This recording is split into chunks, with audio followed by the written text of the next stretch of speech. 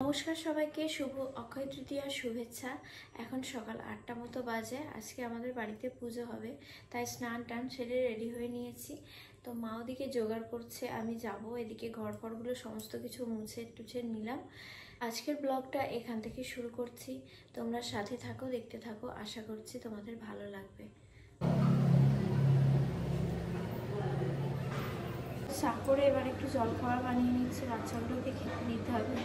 আমরা এখন খাবো না পুজো না হওয়া পর্যন্ত।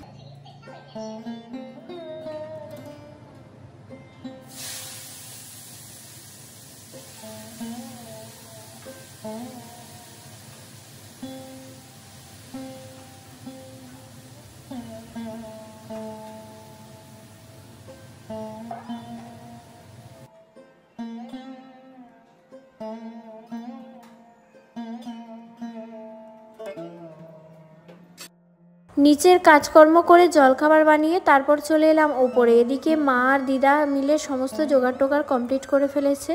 বাড়ির পুজোটাও হয়ে গিয়েছিল। আমি এসে টুকটাক আলপনা দেওয়া, ঠাকুর সাজানো, আশপাশে যা টুকটাক ছিল করছিলাম।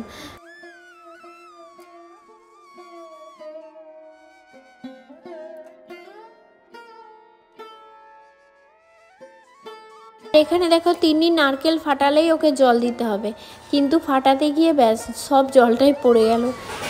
আমরাও ছোটোবেলায় এরকমই করতাম, নারকেল যখনই ফাটাতো জল খাওয়ার জন্য ছুটতাম। আমার এই অক্ষয় তৃতীয়ার আলপনাটা তোমরা সবাই অনেকেই দেখেছো।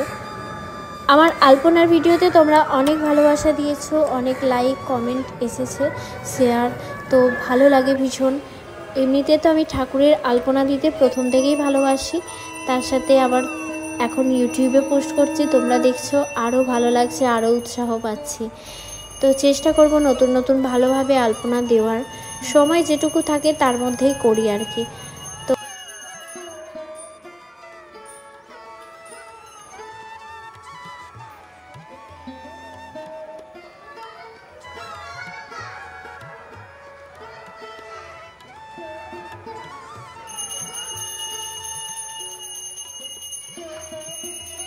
প্রদীপের তাপটা একটু ওর বাবা আছে নিচে নিয়ে আছে, ওদেরকে দিয়ে আসি। তো কমপ্লিট, এবারে আরতি হচ্ছে।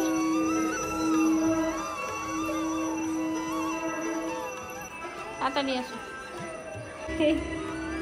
রাম হরে হরে হরে কৃষ্ণ হরে কৃষ্ণ।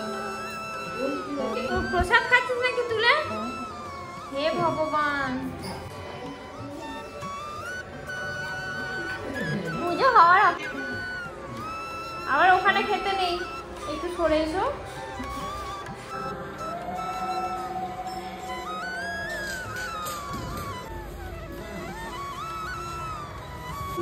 এবার ঠাকুরমশাইয়ের একটু চা করবো, পুজো করবে আরো চারিদিকে। কিছু খাবে না, একটু চাই খাবে দেখে চাটা বসে।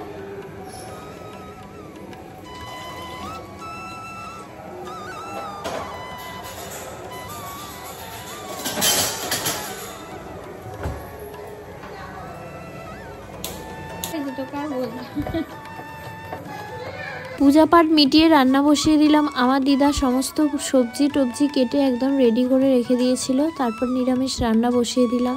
কয়েকদিন ধরেই দিদা আছে, পুজোর সময় গিয়েছিলাম তখন নিয়ে এসেছিলাম। যে কটা দিন আছে আমার কাছে টুকটুক করে হাতাহাতি কাজ করছিল, বললেও শুনছে না, আসলে কাজ খুঁজে বেড়াচ্ছে। বসে থাকার মানুষ নয় তো, বাড়িতে সব সময় টুকটুক করে কাজ করতেই থাকে। দিদা একটা কথাই বলে যে বসে গেলেই বোন বসে যাব, কারণ পা হাতে ব্যথা শুরু হয়েছে, যদি এই সময় বসে যায় ব্যাস আর কাজ করতে পারবো না। আর একটা কথা, আমার দিদা ভীষণই ভালো মানুষ, খুব সহজ সরল এবং সাদাসিধে একজন মানুষ। জানি সবার আপনজনই সবার কাছে প্রিয় হয়, কিন্তু আমার দিদার মতো মনের মানুষ খুব কমজনই আছে। মানুষকে খুব সহজে আপন করে নেয়, একটু ভালোবাসা পেলে আর কিছুই চায় না। এই শিক্ষাটা আমার দিদার থেকে আমি একটু হলেও পেয়েছি। তারপরে বিকেল গড়িয়ে সন্ধে হলো। দিদা কয়েকদিন ধরে সন্ধেটাও আমার দিয়ে দিচ্ছে। দিদার ছুটি শেষ করে এবার বাড়ি চলে যাবে। আমার মনটা একটু খারাপ হয়ে গেল। ভিডিওটা এই পর্যন্ত, দেখা হচ্ছে নেক্সট ভিডিও।